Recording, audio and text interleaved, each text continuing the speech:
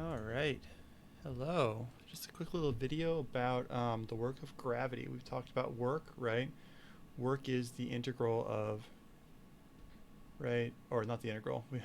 It is the integral, but not in our class. Work is force, the magnitude of force, times distance, right? Times cosine of the angle between it. Okay, so the work of gravity is going to be the work, right, from the force of gravity. So let's imagine a situation where we've got an object that's falling, right? There's some distance d. And I guess the force is also down, right? Then we'll give it a mass, just say mass m. And I want to know, what is the work of gravity as it falls? Well, the force of gravity, right? We know this. This is mg. The distance is d. And we have cosine of theta. And so the angle theta is the angle of the difference between the direction of d and the direction of the force of gravity. So this is mg d, and cosine is going to be of 0, which makes this times cosine of 0, which is just mgd. Okay? What about the same object is then lifted back up? Okay, so now it's m, it's getting lifted up a distance d, and I want to know what the work of gravity is now. Well, still same basic setup. We've got mg, we've got d, we've got cosine of theta. So mg d, and this cosine of theta, what's the angle between d, which is up, and fg, which is down? Well, that's cosine of 180. So this is negative mgd. Now, we've got a positive mgd and a negative mgd, and that should make sense, right? It's just all we've changed is the angle. Let's think about what this means. This positive mgd is when the object's falling. Now, a positive work, right, means the object's going to speed up. In this case, the object, right, it's falling. Falling objects speed up from gravity, right? And when it's rising, you toss the ball up into the air, it slows down, right, as it's going up because gravity's slowing it down. So those two signs also make sense. All right, what about a similar situation? What if I'm lifting it? What if in this particular situation, instead of it just like being lifted up into the air, I'm lifting it?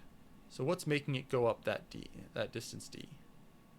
Okay, so what is the work of the lift? So here's the thing about the work of a lift. The work of a lift is usually basically averages out to gravity. Not always, but if you're just lifting an object from one height to another height, typically it works out the average of gravity. And here's why. To lift it, you have to push a little bit harder than gravity to get it started moving up. And then it's equal to the force of gravity until it gets up here.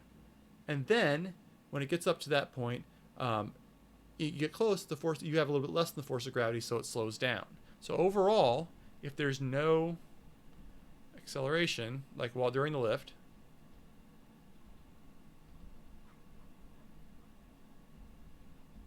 then the force to lift is equal to mg. And I guess I should draw the direction of that lift, right? It's up this way.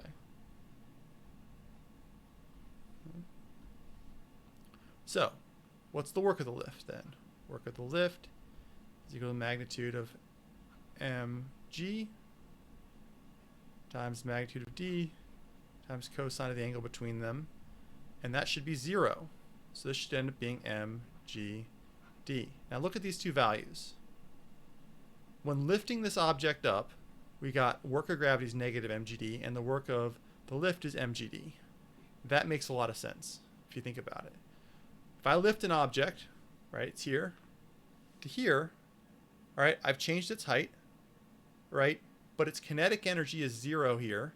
Its kinetic energy up here is also 0, right? So what that means is that the total work, the work done of all the different parts, has to add up to 0, right? So we have a negative mgd and a positive mgd. Total work is 0. All right, what about when we get an object? We've already just went through this, right? The work of gravity, if it goes down a distance d, mass m, the work of gravity is mgd. What if we do the same thing, but we're on a slope? And the slope has got a height of d, same object, m, and it's going to slide some distance b down a slope that has an angle of theta. So, well, let's do it. Let's figure it out here. So the work of gravity is equal to, again, magnitude of mg, and we know the force of gravity is down, times b times cosine of the angle between them. Well, mgb cosine of this theta, and I guess I should say that's not theta, the angle between them, this angle here, right, that's not theta. That's 90 minus theta. So mgb cosine of 90 minus theta. Right? Okay, but what about b? This is a little bit weird, right? So a couple things here. What about b? So what about b? So b, oh, we can do a little trick here, right?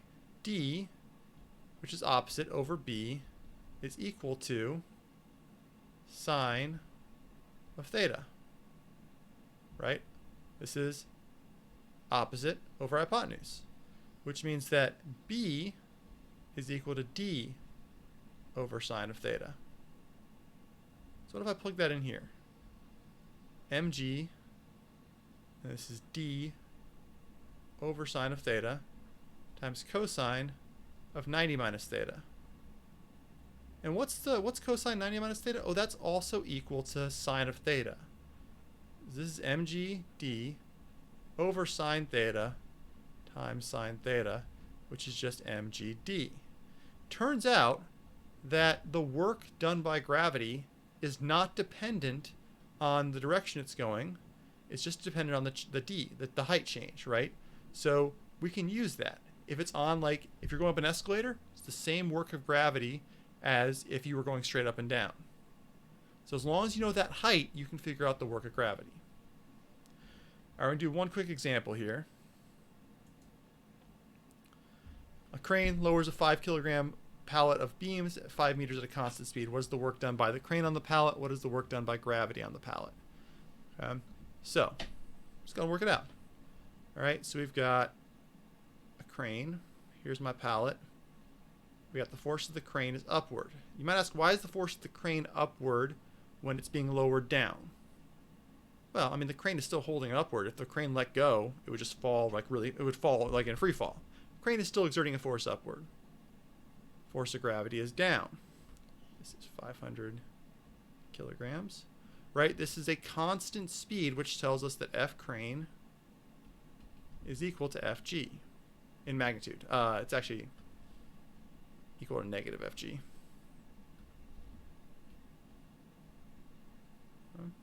So what is the work of gravity?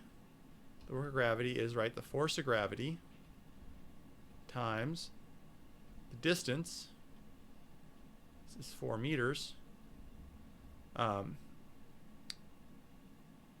it's 5 meters. Why do I think it's 4 meters? It's silly. 5 meters, okay, times cosine of the angle between them, right? I guess I should give this an arrow. This is a distance. It's not really like it's just a height. It's an actual like direction, right? It's not just distance. It is a displacement. So Fg, right, we should go ahead and say is 500 times 9.8. Should still be negative. So this is 4,900. So this is, yeah, it's the magnitude of it. Again, negative. No, it's positive. I'm all over the place with my negative signs. Fg is negative, F crane is positive, but when I plug it in here, right, it's the magnitude, so it's fine. Times 5, right? Times